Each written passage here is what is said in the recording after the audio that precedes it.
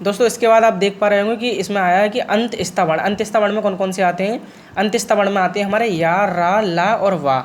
और ऊष्म व्यंजन होते हैं हमारे। ऊष्म व्यंजन में कौन से आते हैं? ऊष्म व्यंजन में आते हैं शा, शा, सा और हा।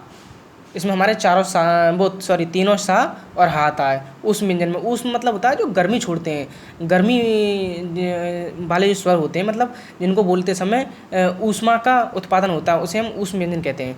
उसके बाद आता है स्वर। ये लिख रहा है कि स्वर प्लस व्यंजन। स्वर और व्यंजन 13 स्वर होते हैं और 33 व्यंजन होते हैं, टोटल मिलाकर होते हैं 46। कितने? 46।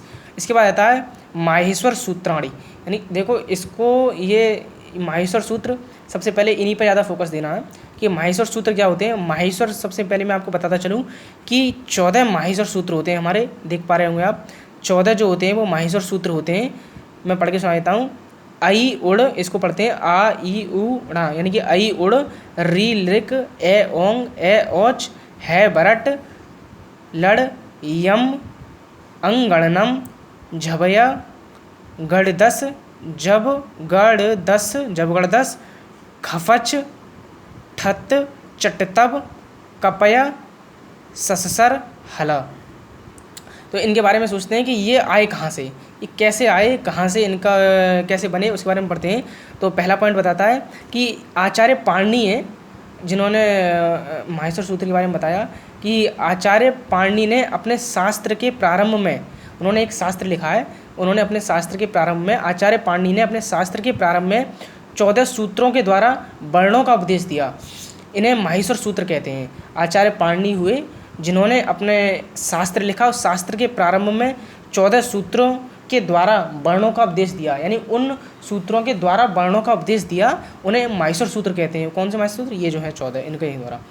तो दूसरा पॉइंट है कि माहेश्वर सूत्र जो होते हैं वो अण, अक इत्यादि संज्ञाओं या प्रत्याहार के लिए हैं। यानी माहेश्वर सूत्र जो होते हैं वो अण, अक इत्यादि संज्ञाओं प्रत्याहार के लिए हैं। शास्त्र के निर्वाह के लिए, के निर्वाह के लिए इन सूत्रों के द्वारा अण आदि संज्ञाओं का निर्माण किया जाता है। वो मैं आपको बाद में बताऊंगा कि अण और अक इत्यादि प्रत्याहार कैसे बनते हैं। पहले समझ लीजिए, इतने जो पॉइंट समझ लीजिए। माहेश्वर सूत्र का अंतिम वर्ण इत संज्ञा वाला है। माहेश्वर सूत्र होते हैं, इनका जो अंतिम वर्ण होता है, अंतिम वर्ण यानी कि आ ई उ अणा, जैसे अणा और री लिरिक में का, और ए ओंग में ओंग, ग, और ए ओच में चा, है बरट में टा, लड़ में डा, यम अंगणन में माँ, और ग्या, शा, द, शा, बा, या, रा, ला। ये ठीक है। तो माहेश्वर सूत्र का अंतिम वर्ण इत संज्ञा वाला है। इसके अंत में व्यंजन वर्ण जोड़ा गया है जिसे अनुबंध कहते हैं। माहेश्वर सूत्र का अंतिम वर्ण क्या है? इत संज्ञा वाला।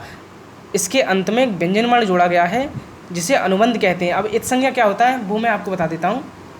पहले जैसे इधर जैसे आई उड़ में, ये तो मैंने आपको बता ही दिया कि आई उड़ में ड़ा जो है वो अनुबंध है। अनुबंध मतलब जो लास्ट वाला अक्षर होता है उसी को अनुबंध बोलते हैं और उसी को इत संज्ञा बोलते हैं। इत संज्ञा क्या होता है कि अपना कार्य पूरा करने के पश्चात वह वर्ण वहाँ से हट जाता है। मतलब अपना कार्य समाप्त करने के पश्चात वह वर्ण वहाँ से हट जाए, उसे इत संज्ञा कहते हैं। अब जैसे ड़ा जो है वो इत संज्ञा है और का जो है वो भी इत संज्ञा है। मतलब ये अपना कार्य पूरा करने के बाद यहाँ से हट जाते हैं। अब वो कैसे हटते हैं वो आगे जब प्रत्याहार बनाएंगे तो मैं बताऊँगा। दूसरा लास्ट पॉइंट है कि बिना स्वर वर्ण की सहायता के व्यंजन वर्ण का उच्चारण नहीं हो सकता।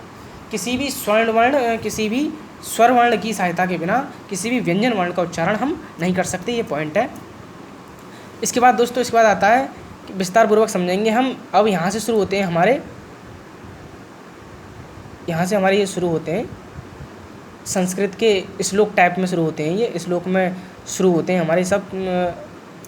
इसको हम बताएंगे कि सबसे पहला पॉइंट आता है हलंत्यम। आपके पास ये लघु सिद्धांत कौमुदी जो है इसको खोले रखें, इसमें देखते रहें, इसमें आपको बिल्कुल सब कुछ मिल जाएगा। ये आपके सामने रखिए और ये इधर ये रही, इसको मैं पढ़ा रहा हूँ तो आप इसमें देखते रहें। देखो पहला पॉइंट, जैसे यहाँ पहला पॉइंट जैसे आपको इधर दिख जाएगा ये हलंत्यम, और इधर यही मैं आपको इधर पढ़ा रहा हूँ हलंत्यम। ये दिख रहा है आपको? तो आप इसको साइड में इसको भी रखते जाएँ, देखते जाएँ। वैसे पूरी इस सब का पूरा ये निचोड़ है, ये जो नोटबुक है ये पूरी निचोड़ है। मैं आपके साथ आखिरी समय तक रहूँगा, मैं आपको बता रहा हूँ। वैसे आप इसी में देखिए, आपकी इच्छा रख सकते हैं साइड में। तो आइए सबसे पहले बताते हैं हलंत्यम। हलंत्यम क्या है कि मूल अवस्था में जो अंतिम व्यंजन हल है, मूल अवस्था यानी कि उसकी जो खुद की जो अवस्था है, मूल अवस्था में जो अंतिम व्यंजन हल है या व्यंजन को हल बोलते हैं, हल है, उसकी इत संज्ञा हो जाती है। मतलब अंतिम व्यंजन जो हल है, मैंने बताया ना अंतिम वर्ण जो होता है, अंतिम वर्ण वो हट जाता है, उसकी इत संज्ञा यानी कि अपना काम करने के पश्चात हट जाएगा, तो उसकी इत संज्ञा हो जाती है, मतलब वो हट जाता है। सूत्रों में दिखाई ना देने वाला पद दूसरे पद से लेना चाहिए। हाँ ठीक है। तो उदाहरण है इसका कि उपदेशे अज नुनासिक इत, ये एक उदाहरण है। ये कहता है कि यह सूत्र भी इत संज्ञा वाला है। ये सूत्र भी कैसा है, ये एक सूत्र है, ये सूत्र भी इत संज्ञा वाला है और हलंतम भी है। मतलब इत संज्ञा वाला मतलब वो अपना कार्य समाप्त करने के बाद हट जाएगा। अर्थात इस संज्ञा की चर्चा में उपदेशे और इत वह दोनों पूर्व में बोले गए हैं। उपदेशे और इत जो है ये वो दोनों पूर्व में बोले गए हैं। सीधी सी बात है, समझ रहे हो ना। 14 माहेश्वर सूत्रों के अंतिम व्यंजन वर्ण इत संज्ञा वाले हैं। 14 जो माहेश्वर सूत्र हैं इनके अंतिम व्यंजन जो वर्ण हैं, इनके अंतिम वर्ण हैं ये मैं दिखाता हूँ दोबारा। ये जो माहेश्वर सूत्र हैं इनके जो अंतिम व्यंजन वर्ण हैं ये इत संज्ञा वाले हैं। कैसे हैं, इत संज्ञा वाले हैं। ठीक है। दूसरा पॉइंट आता है आदर्शनम लोपा। आदर्शनम मतलब ना दिखाई देने वाला, ना दिखाई देने वाला यानी कि होते हुए भी ना दिखाई देना, ना दिखाई देना लोप कहा जाता है। मतलब है तो सही परंतु फिर भी ना दिखाई दे, उसे लोप कहा जाता है। जो वर्ण दिखाई दे परंतु बाद में उसे हटा दिया जाए उसे लोप संज्ञक कहते हैं। मतलब कहने का तात्पर्य ये है कि जो वर्ण दिखाई तो दे रहा है परंतु अपना कार्य समाप्त करने के बाद उसे वहाँ से हटा दिया जाता है, उसे कहते हैं आदर्शनम लोपा। यानी दिखाई ना देना, यानी कि होते हुए भी दिखाई ना देना लोप कहा जाता है। जो वर्ण दिखाई दे परंतु बाद में उसे हटा दिया जाए उसे लोप संज्ञक कहते हैं। जैसे अब यहाँ पर इत संज्ञा वाला जो वर्ण होता है लास्ट वाला, उसको कैसे हटाते हैं, कैसे प्रयोग करते हैं वो मैं आप समझाऊंगा। कि जैसे एक उदाहरण है अई उड़। अई उड़ सूत्र में णा कैसा है, इत संज्ञक है। णा जो है इत संज्ञक है, मतलब कि ये अपना कार्य समाप्त करने के बाद यहाँ से हटेगा, इसलिए इत संज्ञक है। मतलब णा का आगे प्रयोग नहीं लेंगे, णा का प्रयोग नहीं लेंगे तो कितना क्या रह जाएगा, आ ई उ, बस यही रह जाएगा। ठीक है। बाकी आगे पॉइंट बाद समझाता रहूँगा। तीसरा है कि तस्य लोपा, यानी कि जिसकी इत संज्ञा होती है उसका लोप हो जाता है। यानी कि जिसकी इत संज्ञा हो गई, जैसे यहाँ पर णा की इत संज्ञा हो गई तो इसका क्या हो जाएगा, लोप हो जाएगा, छिप जाएगा। सूत्रों में णा आदि की इत संज्ञा प्रयोजन मात्र अण प्रत्याहार बनाना है। ठीक है। जैसे मैंने पीछे बताया था कि अण प्रत्याहार कैसे बनेंगे, अब वो बताता हूँ। कि जैसे जिसकी इत संज्ञा होती है, यानी कि जिसकी इत संज्ञा होती है उसका लोप हो जाता है, यानी कि हट जाता है। जैसे णा की इत संज्ञा होगी तो ये यहाँ से हट जाएगा। सूत्रों में णा आदि की इत संज्ञा हुई है। ठीक है। तो णा आदि की संज्ञा क्यों हुई है, प्रयोजन मात्र क्यों हुई है, अण प्रत्याहार बनाने के लिए, क्योंकि णा की इत संज्ञा हो गई अण प्रत्याहार बनाने के लिए। चौथा पॉइंट आता है आदिवृत्तेन सहिता। ये एक विधायक सूत्र है, इसमें कोई ज़्यादा खास कुछ नहीं है, विधायक सूत्र है बस। इसमें इसको विच्छेद कर दिया है, आदि प्लस अन्य तेन। उदाहरण आ ई उ णा आदि, ये पहले यानी पहले आ रहा है, मध्य में आ रहे हैं और ये बाद में, बस इसमें कोई ज़्यादा कुछ नहीं है। आगे ये शुरू करते हैं हम। ये करते हैं कि जहाँ अण शब्द का व्यवहार होगा, जहाँ अण शब्द का व्यवहार होगा वहाँ उसके द्वारा आ ई उ ये 3 अक्षर आएंगे। मतलब ये है कि प्रत्याहार बनाएंगे हम। जब प्रत्याहार बनाते हैं, जैसे अण शब्द का प्रत्याहार बनाना है, अण एक माहेश्वर सूत्र है, इसका प्रत्याहार बनाना है, तो अण से आ ई उ ये 3 अक्षर ही आएंगे। चौथा जो णा होगा इसकी इत संज्ञा हो जाएगी, मतलब इसका लोप हो जाएगा, तो इसको नहीं लिखा जाएगा। जैसे यहाँ पे ये दिख रहा है आपको। जैसे अब दूसरा आता है कि अक, जैसे मैं यहाँ पर दिखाता हूँ आपको। अक प्रत्याहार बनाना है हमें। अब अक में, अब ये माहेश्वर सूत्र जो थे हमारे, यहाँ हम पहुँचेंगे। अक कौन सा है इसमें, अक कहाँ से कहाँ तक आ रहा है, आ ये, और का देखो यहाँ पे का ये आ रहा है, तो आ से लेके का तक। अब जो लास्ट वाला जो है इसकी तो इत संज्ञा हो जाएगी दोनों में। तो बचे कौन कौन से, आ ई उ री, मतलब ये 1 2 3 4 5 अक्षर बचे। ये 5 अक्षर आ जाएंगे 5 वर्ण आ जाएंगे हमारे किसमें, अक प्रत्याहार बनाने में। ण और का जो है इनकी इत संज्ञा हो जाएगी, इन्हें नहीं लिखा जाएगा। तो मैं आपको बता देता हूँ कि ये जो अड़ अक है यहाँ पे आ जाएगा यहाँ पे आ जाएगा ये आ, ठीक है, आ और क्या हो गया, मैं आपको दिखाता हूँ आ ई आर आई ई उ री लिरिक, आ ई उ री और लिरिक, ठीक है। और इसमें जो णा है ये आपको दिख रहा होगा, णा और का इनकी हो जाएगी इत संज्ञा, मतलब कि इन्हें नहीं लिखा जाएगा, इनका लोप हो जाएगा। तो ये बन गया हमारा अक प्रत्याहार, ठीक है। अब इसी तरीके से ये सारे प्रत्याहार हैं, मैं आपके लिए छोड़ दे रहा हूँ, आप बनाते रहना। ये इसका स्क्रीनशॉट ले लें या फिर कैसे भी देख लें आप। ये हमारे टोटल कितने प्रत्याहार बनते हैं वो एक पॉइंट है कि ये 14 माहेश्वर सूत्र हैं, इनसे 41 प्रत्याहार बनते हैं। कितने, 41 प्रत्याहार बनते हैं। ये सभी 41 हैं, कुछ ये रहे कुछ ये रहे, ये पूरे 41 प्रत्याहार हैं, आप बनाते रहना। आगे आता है स्वरों के भेद। स्वर के कितने भेद होते हैं कि स्वर को हम अच भी कहते हैं। क्या कहते हैं, अच भी कहते हैं। तो इसके बारे में पढ़ेंगे। पहला, ये सब सूत्रों से ही है, सूत्रों से समझाया जाता है इनको।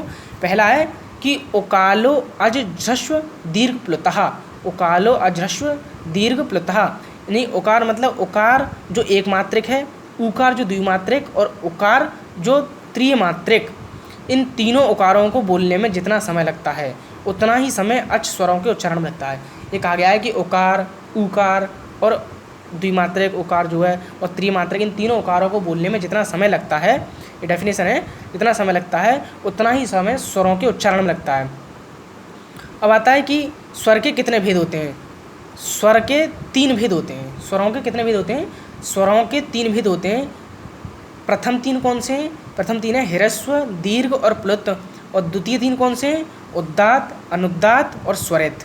और तृतीय 3 कौन से हैं, अनुनासिक और अनुनासिक, ठीक है। ये हमारे स्वरों के भेद होते हैं। अब आगे बढ़ते हैं।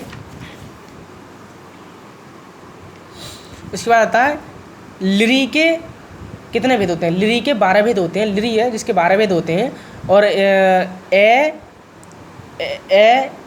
ओ औ के भी 12 भेद होते हैं। ए ओ और औ के भी 12 भेद होते हैं। प्रत्येक अचवर्ण, एक जो अचवर्ण होता है 9 प्रकार का होता है। प्रत्येक अचवर्ण 9 प्रकार का होता है। जिस वर्ण का ह्रस्व नहीं होता, जिस वर्ण का ह्रस्व नहीं होता वह 6 प्रकार का होता है। ये लाइन आपको ऐसे समझ नहीं आएगी, मैं इधर समझा दूंगा। सबसे पहले आता है ह्रस्व, दीर्घ और प्लुत।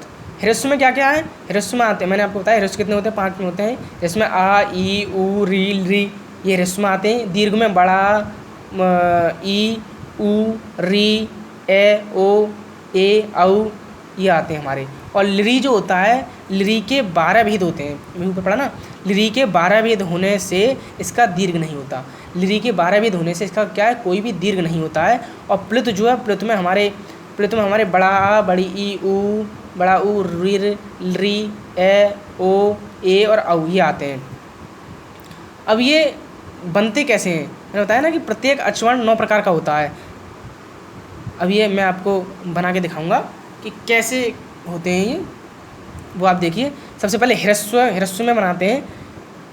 ये हमारा ह्रस्व है और 3 होती है ना स्वरों के, ह्रस्व, दीर्घ और प्लुत, इनको बनाएंगे। पहले फर्स्ट जो मैंने आपको इधर बताया हुआ, इधर देखो, इधर बताया है मैंने कि ह्रस्व कितने होते हैं, ह्रस्व, दीर्घ और प्लुत। तो सबसे पहले इसके बनाएंगे, प्रत्येक अचवर्ण के 9 बनाते हैं। सबसे पहले ह्रस्व है, तो ह्रस्व का सबसे पहले उद्दात, ये आपको इधर से समझ में नहीं आएगा, मैं पीछे समझाऊंगा, पहले इधर से समझ लो थोड़ा कि उद्दात, अनुनासिक, अनुदात, अनुनुनासिक, उद्दात, अनुनुनासिक, स्वरित, अनुनुनासिक, ऐसे दीर्घ के। अभी कैसे बने वो देखिए कि ये हमारा ह्रस्व। अब ह्रस्व की पहले इसके साथ लेंगे, ह्रस्व का बनाना है पहले, तो सबसे पहले दीर्घ को लेंगे इसके साथ। दीर्घ सॉरी दीर्घ क्यों, ह्रस्व को लेंगे। ह्रस्व का सबसे पहले रहेंगे कि उदात्त का किसके साथ लेंगे, पहले अनुनासिक और उदात्त अनुनासिक, ठीक है, उदात्त अनुनासिक, उदात्त अनुनुनासिक, ये आ गया। ऐसे ही फिर अनुदात्त का लेंगे, अनुदात्त अनुनासिक और अनुदात्त अनुनासिक, ये आ गया इधर कि इधर है ये अनुदात्त अनुनासिक और अनुदात्त अनुनासिक। फिर स्वरित का स्वरित अनुनासिक, स्वरित अनुनासिक। मैं एक उदाहरण समझाता हूँ कि सबसे पहले ह्रस्व का बनाएंगे तो ह्रस्व में सबसे पहले प्रथम 3 बनाएंगे, उदात्त का किसके साथ, अनुनासिक के साथ मल्टीप्लाई करेंगे। मल्टीप्लाई मान लो कि उदात्त का अनुनासिक, फिर उदात्त अनुनासिक सॉरी, फिर अनुदात्त अनुनासिक और अनुदात्त अनुनासिक। ऐसे स्वरित का स्वरित अनुनासिक, स्वरित अनुनासिक। ऐसे दीर्घ के बनाते हैं, दीर्घ का लेंगे तो दीर्घ में कि फिर उदात्त अनुनासिक, उदात्त अनुनासिक, फिर दीर्घ सेकंड में अनुदात्त अनुनासिक, अनुदात्त अनुनासिक, फिर स्वरित का स्वरित अनुनासिक, स्वरित अनुनासिक। ये आप इधर देख पा रहे होंगे कि दीर्घ में आप पहले आ गया उदात्त अनुनासिक, उदात्त अनुनासिक, फिर अनुदात्त अनुनासिक, अनुदात्त अनुनासिक, स्वरित अनुनासिक। ऐसे ही प्लुत के बनाते हैं तीनों। तो ह्रस्व का कितने बने, 6 बनेंगे ना ह्रस्व के, तो 2 4 6 बने ना पूरे, ये कितने बने, 6 बनते हैं ये। तो ह्रस्व के कितने, 6, और दीर्घ के कितने, 6, और प्लुत के कितने, 6।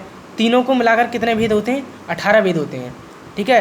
ह्रस्व के 6, दीर्घ के 6 और प्लुत के 6, ये बनते हैं हमारे 18 भेद।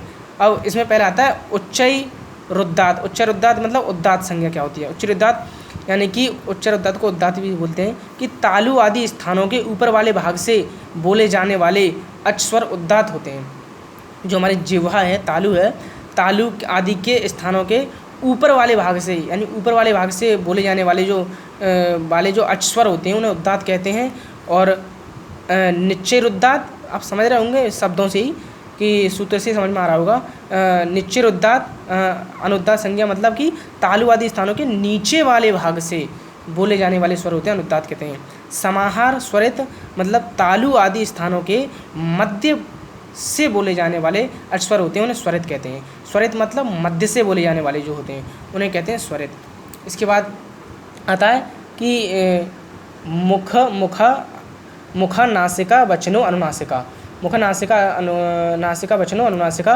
इसमें अनुनासिक क्या होते हैं और अनुनासिक क्या होते हैं। अनुनासिक क्या होता है कि मुख तथा नासिका दोनों की सहायता से बोले जाने वाले वर्ण अनुनासिक कहलाते हैं। मुख तथा नासिका दोनों की सहायता से बोले जाने वाले वर्ण अनुनासिक कहलाते हैं। और अनुनासिक जो वर्ण केवल मुख की सहायता से बोले जाते हैं, किससे, जो वर्ण केवल मुख की सहायता से बोले जाते हैं उन्हें अनुनासिक कहते हैं। और जो मुख और नासिका दोनों की सहायता से बोले जाते हैं वो अनुनासिक। छठा सूत्र आता है कि तुल्यास प्रयत्नम सवर्णम।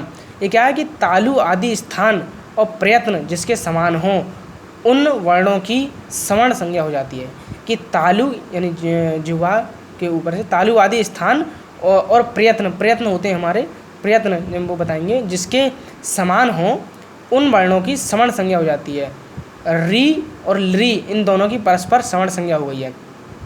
वर्णों के उच्चारण स्थान हैं, कुछ वर्णों के उच्चारण स्थान हैं वो मैं आपको बता देता हूँ, ये थोड़े इंपॉर्टेंट हैं। सबसे पहला आता है अकुहु विसर्जीय नाम कंठा। अब ये देखो इसे इधर से समझो कि अकुहु विसर्जीय नाम कंठा वर्णों के उच्चारण स्थान है कि ये पहला अक्षर आ रहा है तो इसका मतलब अकार, का आ रहा है इसका मतलब कवर्ग, ठीक है। और हा रहा है मतलब हकार, और विसर्ग इधर विसर्ग इधर विसर्ग, ये देखते रहना कि अकार कवर्ग, कवर्ग में कौन से आते हैं, का खा गा घा वहाँ, कि अकार कवर्ग और हकार, हा से देखो इधर आ गया हकार, और ये विसर्ग, विसर्जनीय नाम कंठा यानी कि विसर्ग का उच्चारण स्थान कंठ है। कि अकार का, आप और अकार का, कु से कवर्ग का और हा से हकार का, और विसर्जीय नाम कंठा यानी कि विसर्ग का उच्चारण स्थान क्या है, कंठा यानी कंठ है। दूसरा आता है इच्छु यशनाम तालु। इच्छु यशानाम तालु यानी कि ई से इकार, इधर ये चा है, चा से चवर्ग, चवर्ग में आते हमारे चा छा जा झा यहाँ, और या से यकार और शा से शकार, नाम तालु यानी कि इनका उच्चारण स्थान तालु है। यानी कि इकार चवर्ग यकार और शकार का उच्चारण स्थान तालु है। तालु पता है, जिह्वा के ऊपर, जिह्वा से। और ऋटूर साणाम मूर्धा, ऋटूर साणाम मूर्धा यानी कि ऋकार और ये टा से टवर्ग, टा ठा डा ढा अणा ये आते हैं इसमें, और रा से रकार और सा से शकार, इनका उच्चारण स्थान, इनका उच्चारण स्थान क्या है? इनका उच्चारण स्थान है मूर्धा है, यानी कि मूर्धा, इनका उच्चारण स्थान मूर्धा है। अब आगे पढ़ते हैं, नेक्स्ट क्या है? नेक्स्ट है कि लिर्तुल सानाम दंता, लिर्तुल सानाम दंता क्या है? कि ऋकार, ला से ऋकार, ता से तवर्ग, ऋकार तवर्ग, तवर्ग में ता था दाधा ना, ला से लकार और सा से सकार का उच्चारण स्थान दंत है, दंता माने दांत, दंत है। उपमध्यमानो ओष्ठो यानी कि ऊ से उकार, पा से पवर्ग और मध्यमानियो, पवर्ग में पा फा बाबा माँ, और उप ये है उपमध्यमानियों का उच्चारण स्थान क्या है? ओष्ठ है, ओष्ठ माने ओठ है, इनका उच्चारण स्थान ओठ है, ओठ है। और ये आता है यम अंगणनाम नासिका चा, यम अणनाम नासिका चा, यानी यम या म अण ग अण न का उच्चारण स्थान, ये वर्ण है, इनके उच्चारण स्थान क्या है? नासिका अपने अपने वर्ग के अनुसार स्थान है, मतलब ये जो वर्ण है इनके उच्चारण स्थान नासिका है और अपने अपने वर्ण के अनुसार स्थान, इनका स्थान है, जैसा वर्ण उसका वैसा स्थान है। ए दौतो कंठ तालु, मतलब कि एकार और एकार, एकार और एकार का उच्चारण स्थान कंठ तालु, यानी कंठ इसमें दो हैं, कंठ और तालु है, इनका उच्चारण स्थान कंठ और तालु है। और 8वां आता है औदौतौ कंठोष्ठम, औदौतौ कंठोष्ठम मतलब ओकार और ओकार का उच्चारण स्थान कंठ और ओष्ठ, कंठ ओष्ठम, कंठ और ओष्ठ है। बकारस्य दंतोष्ठम यानी कि बकार का उच्चारण स्थान दंत और ओष्ठ है, दंतोष्ठ मतलब दंत और ओष्ठ है। और जिह्वा मूल्यस्य जिह्वा मूलम यानी जिह्वा मूल्य का उच्चारण स्थान जिह्वा मूल है, जिह्वा मूल्य का उच्चारण स्थान जिह्वा मूल है। जीभ का आरंभ का स्थान, जिह्वा मूल्य मतलब जीभ का आरंभ का स्थान। और ये लास्ट आता है हमारा 11वां कि नासिका अनुस्वारस्य, नासिका अनुस्वार, अनुस्वार मतलब ये हमारा चंद्रबिंदु और ये आता है, ठीक है, ये उसके ऊपर लगता है, चंद्रबिंदु लगता है ना हमारा, और अंग लगता है उसका, कि अनुस्वारस में ये दोनों आते हैं। का उच्चारण स्थान इनका नासिका अनुस्वारस यानी अनुस्वारस का उच्चारण स्थान नासिका है, ठीक है। उसके बाद आते हैं हमारे प्रयत्न। प्रयत्न क्या होते हैं? मैंने पीछे बताया था ना प्रयत्न की सवर्ण संज्ञा, प्रयत्न क्या होते हैं, अब आ गया कि प्रयत्न क्या होते हैं कि वर्णों के उच्चारण शरीर नाभि भाग से प्रारंभ होकर, वर्णों का हम उच्चारण स्थान बोलते हैं, वो हमारे नाभि भाग से उत्पन्न होते हैं, यानी कि वर्णों का उच्चारण शरीर के नाभि भाग से प्रारंभ होकर हृदय और शीर्ष भाग से होते हुए, मतलब कि नाभि भाग से प्रारंभ होकर हृदय और शीर्ष भाग से ऊपर की ओर शीर्ष भाग से होते हुए मुख से बाहर तक, मुख से बाहर तक यानी मुख से बाहर आ गए, नाभि पे आए, फिर शीर्ष भाग, फिर मुख से बाहर तक एक प्रकार का यत्न होता है, मतलब कि एक प्रकार का यत्न होता है। और जो वर्ण उच्चारण होते समय जिस स्थान या क्रिया विशेष को प्रभावित करते हैं, उस समय हम जो वर्ण बोलते हैं वो वर्ण जिस क्रिया विशेष को प्रभावित करते हैं वही उसका प्रयत्न है। दोबारा बता देता हूँ, प्रयत्न क्या है कि वर्णों के उच्चारण जब हम वर्णों का उच्चारण करते हैं तो शरीर नाभि भाग से प्रारंभ होकर, शरीर के नाभि भाग से हमारे प्रारंभ होकर हृदय से जाते हुए शीर्ष भाग से होते हुए मुख से बाहर तक निकलते हैं जब वो, तो एक प्रकार का यत्न होता है, एक प्रकार का यत्न होता है, आवाज़ होती है, यत्न होता है। और जो वर्ण उच्चारण होते समय जब हम जिस वर्ण को हम बोल रहे हैं वो वर्ण उच्चारण होते समय जिस स्थान, मतलब कहाँ से निकला है वो, तालु से निकला है, कंठ से निकला है, नासिका से निकला है, उस जिस भी क्रिया विशेष को प्रभावित करता है वही उसका प्रयत्न है। प्रयत्न के 2 प्रकार होते हैं, अभ्यंतर और बाह्य। अभ्यंतर क्या है? अभ्यंतर के 5 प्रकार हैं। अब अभ्यंतर के 5 प्रकार हैं, स्पष्ट, ईषत स्पष्ट, ईषत विव्रत, विव्रत और संव्रत। ईषत स्पष्ट, वो स्पष्ट, ईषत स्पष्ट, ईषत विव्रत, विव्रत और संव्रत। अब के स्पष्ट क्या होते हैं? स्पष्ट होते हैं स्पर्श, मतलब कि शुद्ध। प्रयत्न, जो जितने भी प्रयत्न आते हैं, स्पर्श आते हैं, ये सब स्पष्ट में आते हैं। ये कौन कौन से आते हैं इसमें? का से मा तक जितने भी 25 वर्ण होते हैं, वो हमने पीछे दिखाया था ना, कवर्ग चवर्ग टवर्ग तवर्ग, वो सब 25 वर्ण आते हैं, गिन लेना। तो का से मा तक जितने भी वर्ण आते हैं वो 25 वर्ण आते हैं, वो सब स्पष्ट अभ्यंतर होते हैं। अभ्यंतर के 5 वर्ण सब स्पष्ट में आते हैं। और ईषत स्पष्ट, ईसत स्पष्ट में हमारे अंत्यस्था वर्ण आते हैं, मतलब कि जिसमें थोड़ा स्पर्श होता है, इसमें स्पर्श पूरा होता है, इसमें थोड़ा सा स्पर्श होता है। जैसे बोल के देखो, या, वा, रा, ला, इन्हें बोलते हैं यण प्रत्याहार। अब बोलते समय देखो, या, रा, ला, वा, थोड़ा थोड़ा स्पर्श हो रहा है, तो जिसमें थोड़ा स्पर्श हो, अंत्यस्था है, थोड़ा स्पर्श होता है, उसे ईसत स्पष्ट बोलते हैं। इसमें यण प्रत्याहार के वर्ण आते हैं। ठीक है। तीसरा आता है ईसत विव्रत। ईसत विव्रत मतलब ऊष्म आते हैं इसमें जो गर्मी को ऊष्म बढ़ाते हैं, जो गर्मी को दहा को उत्पन्न करते हैं, जिसमें कंठ थोड़ा खुले। ईसत विव्रत जिसमें कंठ थोड़ा खुलता है, जैसे शा, शा, शाह, शल प्रत्याहार के वर्ण, और ये इनको हम सल प्रत्याहार के वर्ण भी बोलते हैं। ईसत विव्रत इन्हें सल प्रत्याहार के वर्ण आते हैं, ये कह लो जो जिसमें कंठ थोड़ा खुले रहे। और विव्रत जो होते हैं, विव्रत इसमें स्वर आते हैं जिसमें कंठ ज़्यादा खुले। विव्रत जो होता है जिसमें कंठ ज़्यादा खुलता है, इसमें सारे स्वर आते हैं। इस विव्रत में कौन कौन से आते हैं? आ, ई, ऊ, री, लरी, ए, ओ, औ। अच प्रत्याहार के वर्ण, जितने भी अच प्रत्याहार के वर्ण हैं वो विव्रत में आते हैं। समृत में आते हैं हमारे आ, ई, ऊ, ह्रस्व आ प्रयोग में समृत, किंतु प्रक्रिया दशा में विव्रत ही है। ये आ, ई, ऊ आते हैं इसमें, और ह्रस्व ये आ प्रयोग में, आ जो है वो प्रयोग में समृत है। क्या है? समृत है, लेकिन प्रक्रिया दिशा में, मतलब कि जो प्रक्रिया है उसकी दिशा में से विव्रत ही कहते हैं। अब वो कुछ विव्रत आगे बताऊंगा मैं। आगे आता है आपका बाहा प्रयत्न। बाहा प्रयत्न क्या होता है कि पहला तो हमने पढ़ लिया ना, कि पहला क्या था? पहला था हमारा अभ्यंतर के 5 प्रकार होते हैं, पढ़ लिए। आता है बाहा। बाहा प्रयत्न क्या होते हैं वो पढ़ेंगे। बाहा प्रयत्न में आते हैं हमारे, बाहा प्रयत्न के पढ़ते हैं कि बाहा प्रयत्न के 11 प्रकार होते हैं। कितने प्रकार होते हैं? 11 प्रकार होते हैं। विवार, संवार, श्वास, नाद, घोष, अघोष, अल्पप्राण, महाप्राण, उद्दात, अनुद्दात और स्वरित। ठीक है, 11 होते हैं। दोबारा पढ़ता हूँ। विवार, संवार, श्वास, नाद, घोष, अघोष, अल्पप्राण, महाप्राण, उद्दात, अनुद्दात और स्वरित। विवार, श्वास और अघोष। अब पढ़ते हैं कि विवार, श्वास कहाँ गया? विवार, श्वास और अघोष, ये जो है। अब पढ़ते हैं कि विवार, श्वास, अघोष, इन्हें हम खर प्रत्याहार के वर्ण बोलते हैं। खर प्रत्याहार के वर्ण वर्ग के पहला, दूसरा, वर्ग का पहला, दूसरा और शा, शा, शा, वर्ग का पहला, दूसरा और शा, शा, शा वर्ण, शा, शा, शा, ये इसमें आते हैं। विवार मतलब वर्ण को बोलते समय जिसमें मुख खुला रहता है, उसे विवार कहते हैं। नीचे बता दूंगा, उसकी डेफिनेशन नीचे है। ये वैसे विवार की नहीं है, विवार की यहीं सुन लो। विवार किसे कहते हैं? कि वर्णों को बोलते समय जिसमें मुख खुला रहता है उसे विवार बोलते हैं। इसमें खर प्रत्याहार के वर्ण आते हैं, वर्ग का पहला, दूसरा और शा, शा, शा।